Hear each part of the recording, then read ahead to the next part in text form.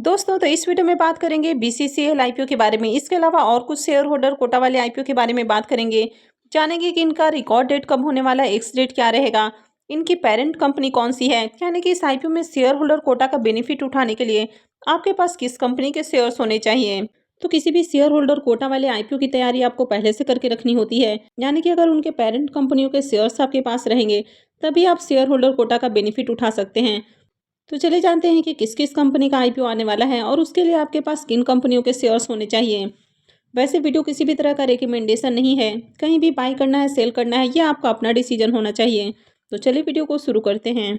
लेकिन इससे पहले कि मैं वीडियो को शुरू करूं, अगर आप इस चैनल पर पहली बार विजिट कर रहे हैं या फिर आपने चैनल अब तक सब्सक्राइब नहीं किया है तो चैनल को सब्सक्राइब कर लें और वीडियो को भी लाइक कर दें। तो अगर शेयर होल्डर कोटा वाले आईपीओ की बात करें तो काफ़ी दिनों से लोग रिलायंस जियो के आईपीओ का इंतजार कर रहे हैं। तो रिलायंस जियो के आईपीओ में भी शेयर होल्डर कोटा होने वाला है, क्योंकि जियो की पेरेंट कंपनी है रिलायंस। उसी तरह बीसीसीएल का भी आईपीओ आने वाला है और बीसीसीएल का आईपीओ खास फोकस में है, क्योंकि जो बीसीसीएल का आईपीओ है ऑलरेडी इनको मंजूरी मिल चुकी है और आईपीओ 15 दिन के अंदर ही आने वाला है। अब बहुत सारी कंपनियों को ऑलरेडी सेबी की ओर से मंजूरी मिल चुकी है और कुछ कंपनियों को मंजूरी मिलनी बाकी है। तो ऐसे में बहुत सारे ऐसे आईपीओस आने वाले हैं जिनमें कि शेयर होल्डर कोटा होने वाला है। अब आप सब जानते हैं कि आईपीओ किस तरह से ओवर सब्सक्राइब होते हैं। तो ओवर सब्सक्राइब होने के कंडीशन में अलॉटमेंट मिलना काफ़ी मुश्किल हो जाता है। लेकिन अगर आईपीओ में शेयर होल्डर कोटा होता है और अगर आप एक ही आईपीओ में 2 एप्लीकेशंस लगा पाते हैं तो आपकी जो अलॉटमेंट मिलने की पॉसिबिलिटी है वो बढ़ जाती है। अब काफ़ी सारे मार्केट में ऐसे आईपीओ आ चुके हैं जो कि शेयर होल्डर कोटा वाले आईपीओ थे और आईपीओ की शानदार लिस्टिंग भी देखने को मिली थी। चाहे वो बजाज हाउसिंग फाइनेंस का आईपीओ हो, टाटा टेक्नोलॉजी का आईपीओ हो या हाल ही में लिस्टेड आईसीआईसी प्रूडेंशियल एएमसी का आईपीओ हो, इन सारे ही आईपीओ की लिस्टिंग काफ़ी शानदार देखने को मिली, यानी कि इन सब ने अपने इन्वेस्टर्स को पैसा बना कर दिया है। अब एक ऐसे ही शेयर होल्डर कोटा वाले आईपीओ बीसीसीएल आईपीओ की भी काफ़ी चर्चाएं देखने को मिल रही है। अब उम्मीद है कि ये आईपीओ 15 दिन के अंदर ही आ सकता है, यानी कि जनवरी में आपको आईपीओ आते हुए देखने को मिलेगा। तो बीसीसीएल की पेरेंट कंपनी है कोल इंडिया, जो कि मार्केट में लिस्टेड है। जो बीसीसीएल का आईपीओ होने वाला है ये 1300 करोड़ रुपए के करीब हो सकता है।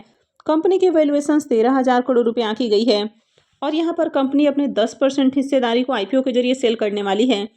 पूरा का पूरा जो आईपीओ है ये ऑफर फॉर सेल होने वाला है। तो आईपीओ का जो साइज है वो 1300 करोड़ रुपए के अराउंड हो सकता है। तो कंपनी आईपीओ के जरिए 46.57 करोड़ शेयर सेल कर सकती है। तो बीसीसीएल की पेरेंट कंपनी है कोल इंडिया। तो जिनके पास भी कोल इंडिया के शेयर्स रहेंगे वे बीसीसीएल आईपीओ में शेयर होल्डर कोटा में अप्लाई करने के लिए एलिजिबल हो सकते हैं। बीसीसीएल यानी कि भारत कुकिंग कोल लिमिटेड और कोल इंडिया इसकी पेरेंट कंपनी है। अब बात कर लेते हैं कि कोल इंडिया के शेयर्स कब तक ले सकते हैं। तो जब तक कंपनी अपना आरएचपी फाइल नहीं करती है, यानी कि जब तक बीसीसीएल की ओर से आरएचपी फाइल नहीं किया जाता है तब तक आपके पास समय है कि आप कोल इंडिया के शेयर्स को बाई कर सकते हैं। अब कब कंपनी अपना आरएचपी फाइल करेगी तो ये तो किसी को भी पता नहीं होता है। ये सारा कुछ जो प्रोसेस है वो काफ़ी कॉन्फिडेंशियल होता है। जब कंपनी अपना आरएचपी फाइल कर देती है तब मार्केट में जाकर न्यूज़ आती है। तो इसलिए अगर आप इस आईपीओ को लेकर इंटरेस्टेड हैं तो आपको पहले से ही कोल इंडिया के शेयर्स को बाई करके रखना होगा। तो आप कभी भी शेयर्स को बाई कर सकते हैं, आज बाई करें, कल बाई करें या आने वाले कुछ दिनों में बाई करें। तो जिस दिन कंपनी अपना आरएचपी फाइल कर देती है उस दिन अगर आपके पास उसकी पेरेंट कंपनी के शेयर्स हैं तभी आप शेयर होल्डर कोटा में अप्लाई करने के लिए एलिजिबल होते हैं। तो अगर आप इंटरेस्टेड हैं तो आपको पेरेंट कंपनी के शेयर्स को पहले से बाई करके रखना होता है। जिस दिन कंपनी अपना आरएचपी फाइल करेगी वो उसका रिकॉर्ड डेट होता है। तो अगर आप रिकॉर्ड डेट से एक दिन पहले भी शेयर्स को बाई करते हैं तो आप एलिजिबल रहते हैं, लेकिन आपको पता नहीं कि कंपनी कब अपना आरएचपी फाइल करेगी। तो इसलिए अगर आप किसी भी शेयर होल्डर कोटा वाले आईपीओ को लेकर इंटरेस्टेड हैं तो पहले से ही शेयर्स को, यानी कि पहले से उनकी पेरेंट कंपनी के शेयर्स को बाई कर लेना होता है। अब जो बीसीसीएल आईपीओ है यानी कि भारत कुकिंग कोल इंडिया का आईपीओ है ये 15 दिन के भीतर ही आने वाला है। तो कभी भी कंपनी की ओर से आरएचपी फाइल किया जा सकता है। अब भारत कुकिंग कोल इंडिया की बात करें यानी कि बीसीसीएल की बात करें तो ये एक leading cooking coal producer company है, यानी कि 58.5% का कंपनी मार्केट शेयर ऑन करती है।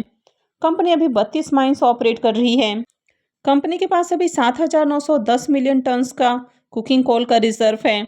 अगर इनके रेवेन्यू को भी देखें तो कंपनी का रेवेन्यू भी काफ़ी तेजी से इंक्रीज हो रहा है। तो कंपनी के अगर रेवेन्यू को देखें तो फाइनेंशियल 25 में कंपनी का रेवेन्यू 14,597 करोड़ का है।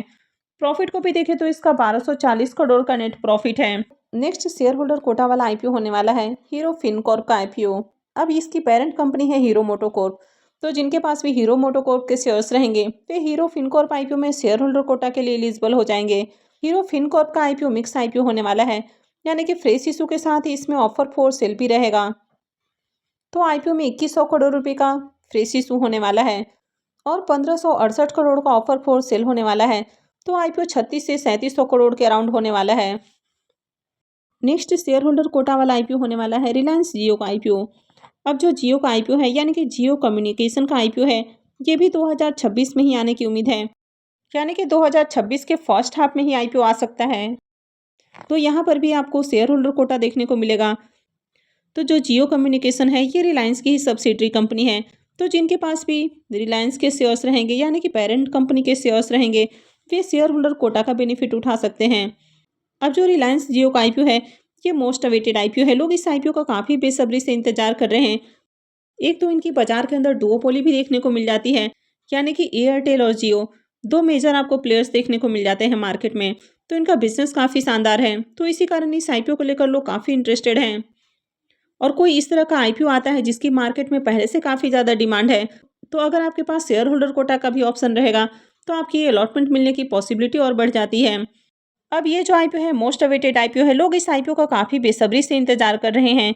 तो अगर इस तरह के आईपीओ में आपको अलॉटमेंट मिल जाता है तो बम्पर प्रॉफिट बनाने का भी मौका रहता है। तो अगर आप आईपीओ को लेकर इंटरेस्टेड हैं तो पहले से ही शेयर होल्डर कोटा वाले आईपीओ की तैयारी कर लेनी होती है। शेयर होल्डर कोटा वाला एक और आईपीओ है ग्रेव्स इलेक्ट्रिक मोबिलिटी का आईपीओ। अब इसकी जो पेरेंट कंपनी है तो उसका नाम है ग्रेव्स कॉटन।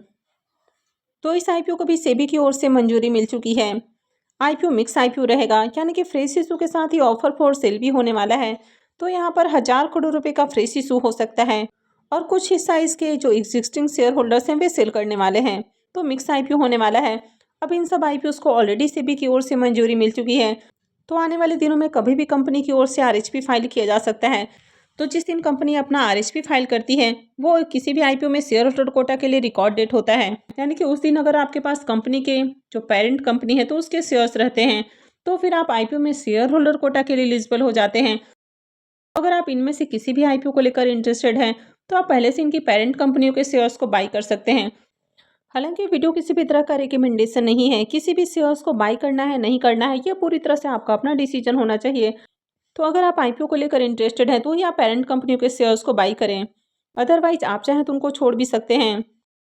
और कहीं भी बाई सेल करने से पहले अपने फाइनेंशियल एडवाइजर से भी जरूर कंसल्ट करें। तो आई होप आपको वीडियो अच्छी लगी होगी। तो अगर आपने वीडियो को लाइक नहीं किया है तो वीडियो को लाइक कर दें, चैनल को भी सब्सक्राइब करके रखें और वीडियो को अंत तक देखने के लिए आप सबका बहुत बहुत धन्यवाद।